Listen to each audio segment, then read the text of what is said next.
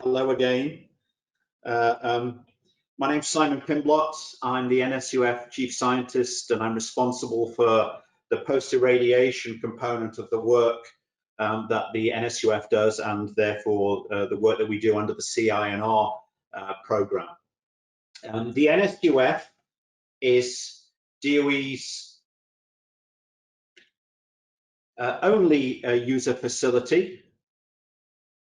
It dates back to 2007, when it was initially established as the ATR NSUF at the Idaho National Laboratory. It was quickly recognized that this was not a sufficient access to capabilities, and so it has greatly expanded since then. The objective of the NSUF is to link the intellectual capabilities that are available within universities and within all of the national labs with infrastructure to do the interesting science that we all find so valuable. The focus is primarily on irradiation effects in nuclear fuels and materials, that we do also support computational work that addresses this particular topic. We provide, like any of the DOE user facilities, access to capabilities at no cost to the user. However, generally, we do not actually support the actual participation of the user in the experiment. In other words, there's usually a requirement that the user has funding from elsewhere to attend experiments, etc., and to perform the fundamental research. We do support the design of experiments. That is particularly important in reactor irradiations, where capsules often have to be designed. We support the fabrication of said capsules, the transport of radioactive materials.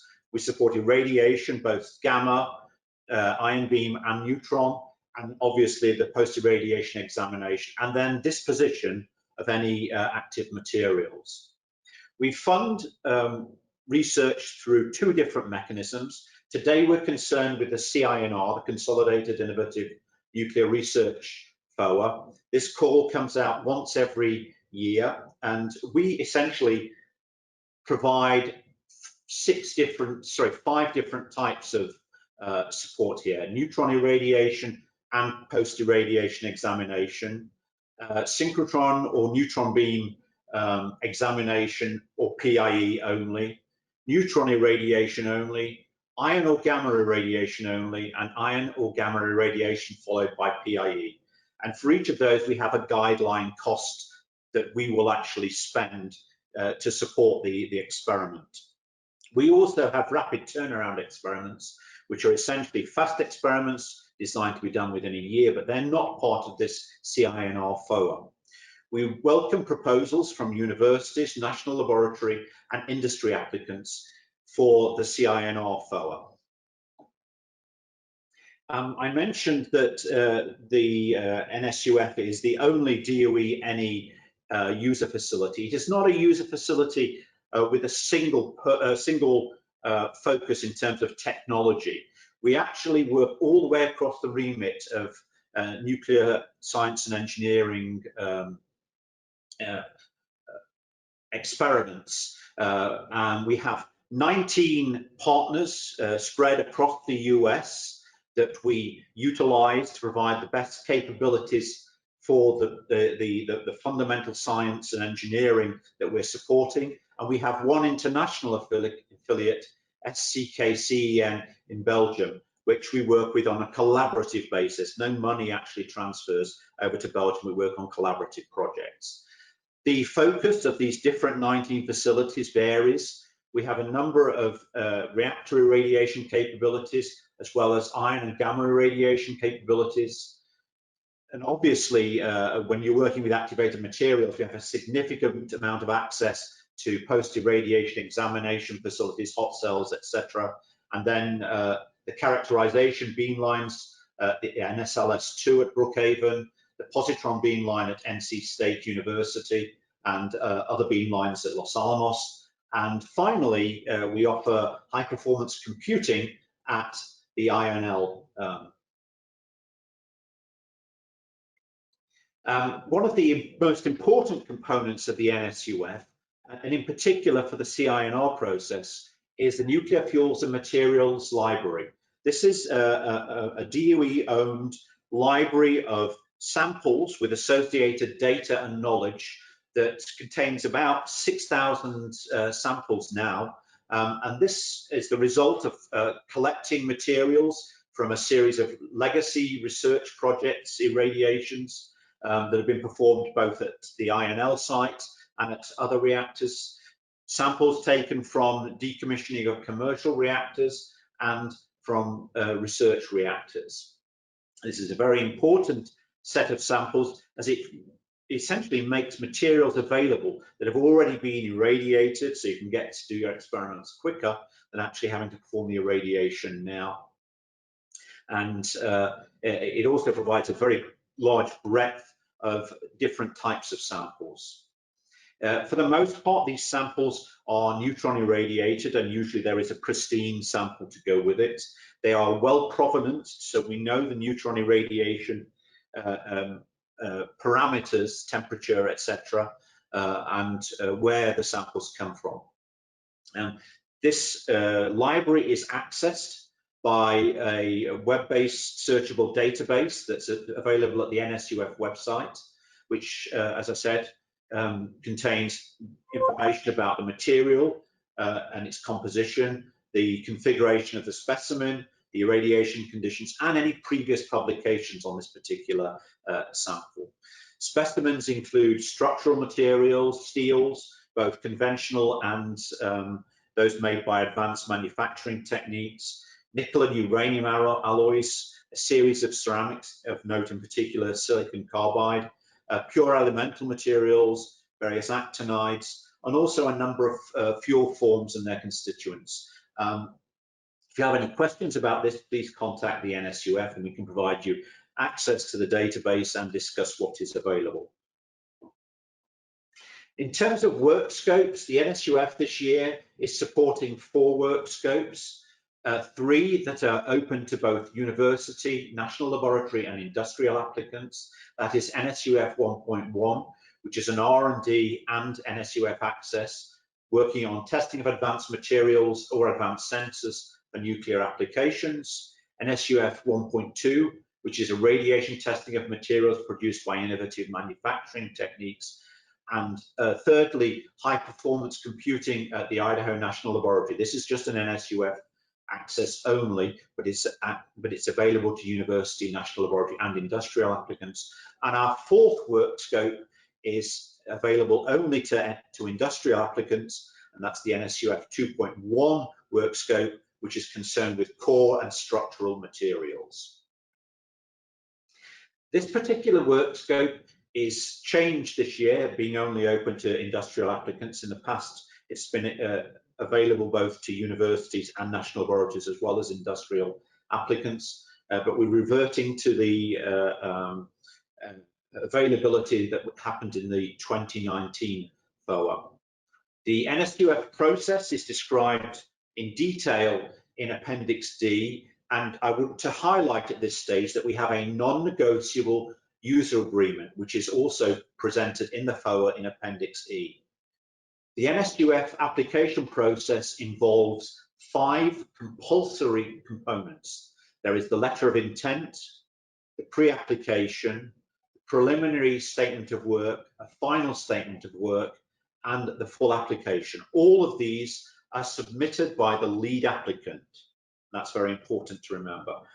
The reason that we have the additional stages is because the NSUF provides cost estimates for the NSUF access component of all of these work scopes. These cost estimates are submitted by the NSUF technical lead that Drew mentioned earlier on, that are involved within the development of the proposal. Another thing that is very important as far as NSUF components of the CI&R FOA is that we require preliminary development efforts to be complete and the applicant ready for the NSUF when the project begins.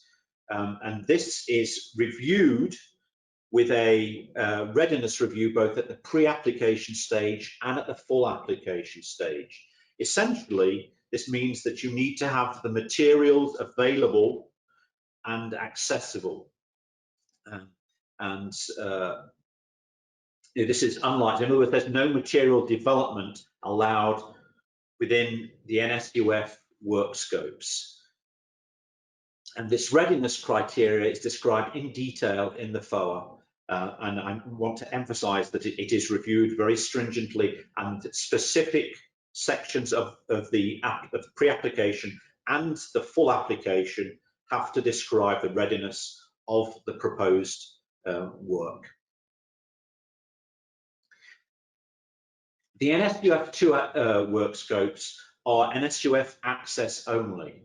The objective of these work scopes is to make available capabilities that are part of the NSUF to research projects supporting the DOE NE mission.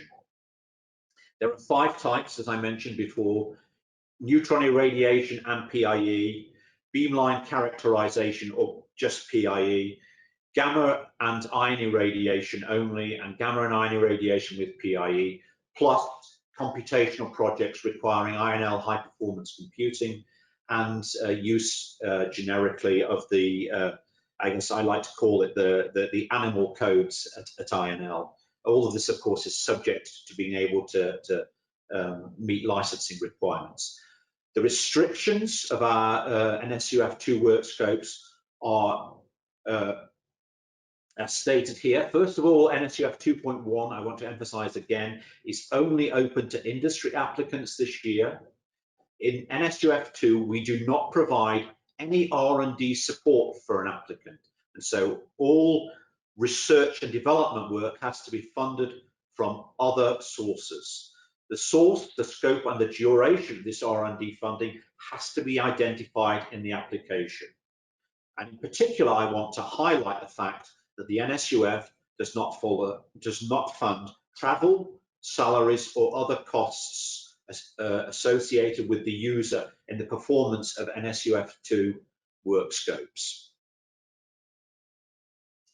In terms of NSUF 2.1, this is the industry-only work scope that I mentioned before. The objective here is to understand irradiation effects such as aging and materials degradation. There are a number of examples listed there. We're also very interested in the development of radiation-resistant materials for both current and future reactor applications. I should add that we're not requesting applications to work with conventional, commonplace and additively manufactured materials that we've done a lot of studies in the past on, such as 304 stainless steel, 316 stainless steel, 718 Inconel, uncoated zirconium alloys, and SiC composites. The reason for this, of course, is that, as I've mentioned, we've done a lot of work on these particular materials in the past, and we want to spread the wealth, so to speak. In particular, we want to get a broader understanding of radiation effects. A complete list of NSUF awards made under the 17 to 20 CINR funding opportunities can be found under the R&D flag on the NEUP website, and this will give you a guide as to the quote, commonplace, conventional, and additively manufactured materials that we're not interested in terms of this year's call. NSUF 2.2, again, is NSUF access only, so there's no R&D funding supplied. This, unlike the 2.1, is available both to universities, national labs, and to industry. The objective here is to provide the scientific computing capabilities for advanced modeling and simulation that are available at the INL. This includes Sawtooth, Falcon, and Lemhi. Proposal areas here essentially are very broad. We're interested in the way that materials perform in harsh environments, essentially including radiation effects at very high temperatures. We're interested in performance of existing and advanced reactor materials. We're also interested in multi-scale, multi-physics analysis of nuclear fuels performance. The particular capabilities that are available are the brand new sawtooth machine, which is ranked number 32 in the world at the moment, so a very capable computational machine. The LEM-high computer system, which is only a couple of years old, but is still cutting edge. And the Falcon machine, which has been INL's long-time workhorse. And essentially what happens here is that we provide access to the machine and where appropriate, licenses to use different software that is available on those machines, and also the technical support to run that software.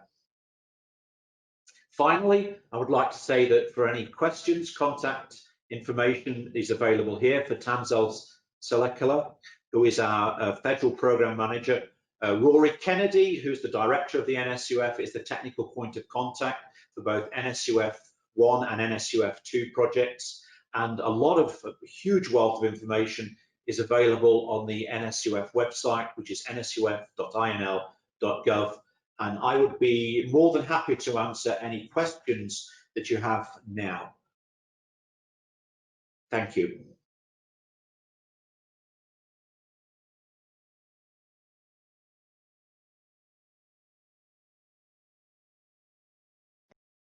Okay, Simon, we have our first question.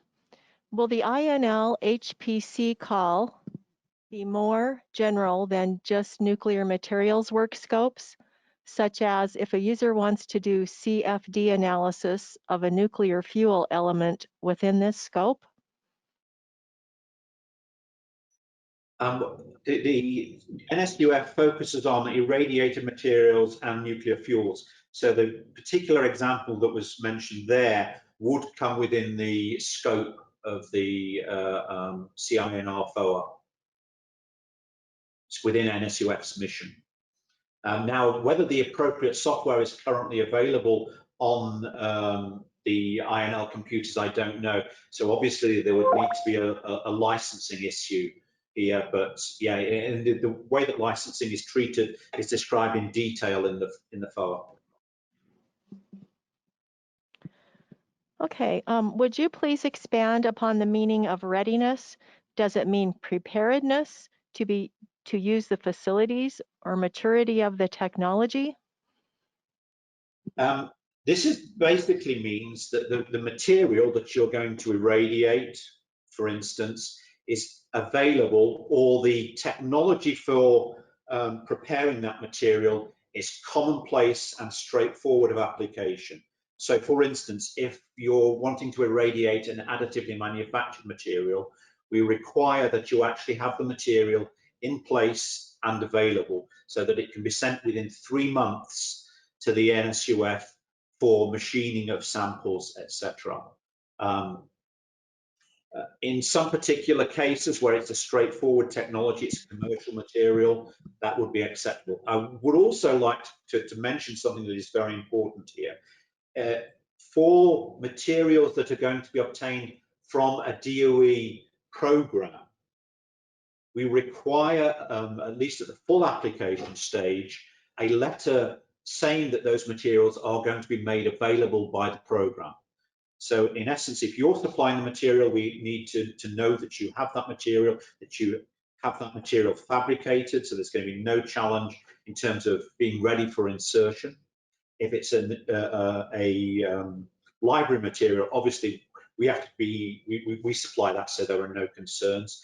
If you have a material that is coming from one of the DOE programs, we need a statement that you have access to it in the preliminary application, and in the full application, we need a supporting letter from that particular program saying that you have been given permission to have access to that material. Okay, can I request NSUF access in any work scope or just the NSUF work scopes?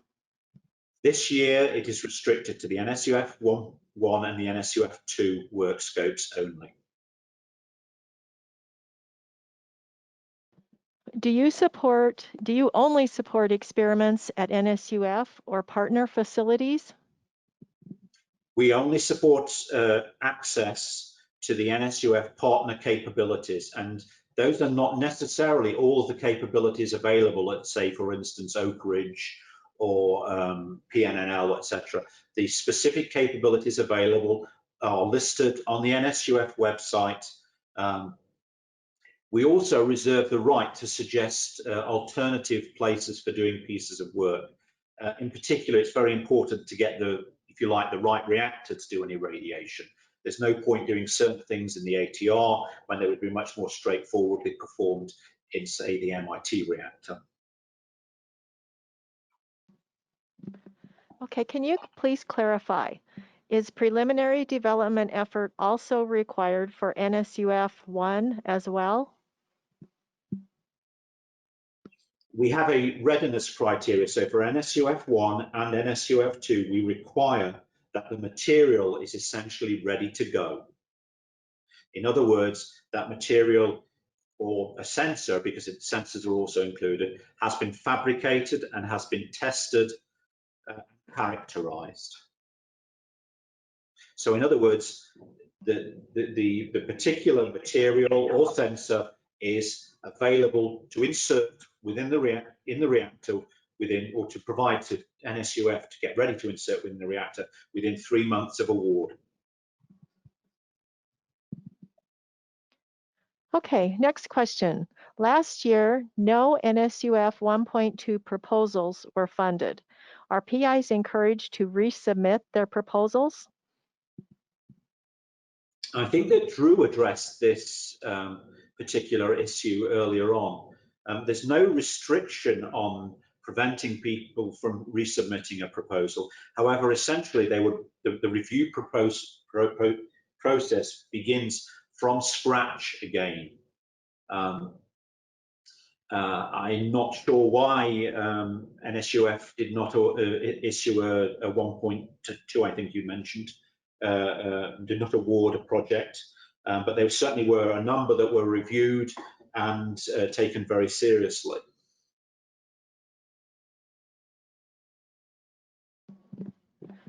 Next question. Is it possible to include ion irradiation in addition to neutron irradiation within an NSUF 2.1 work scope?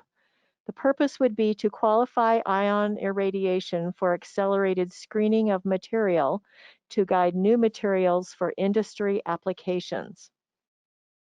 There's no reason whatsoever why it would not be considered.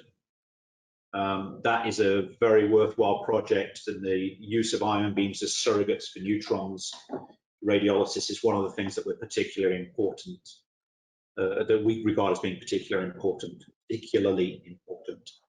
So yes, it would be acceptable. Okay, what is the reason that industries are the only allowed applicants for NSUF 2.1?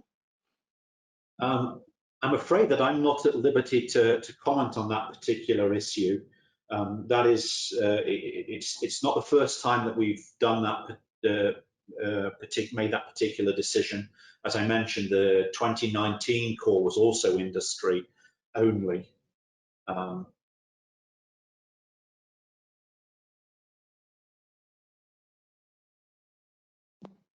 Okay, Simon, it looks like that's all the questions we have.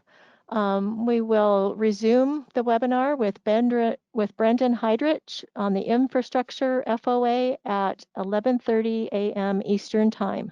Thank you. Thank you very much for your attention.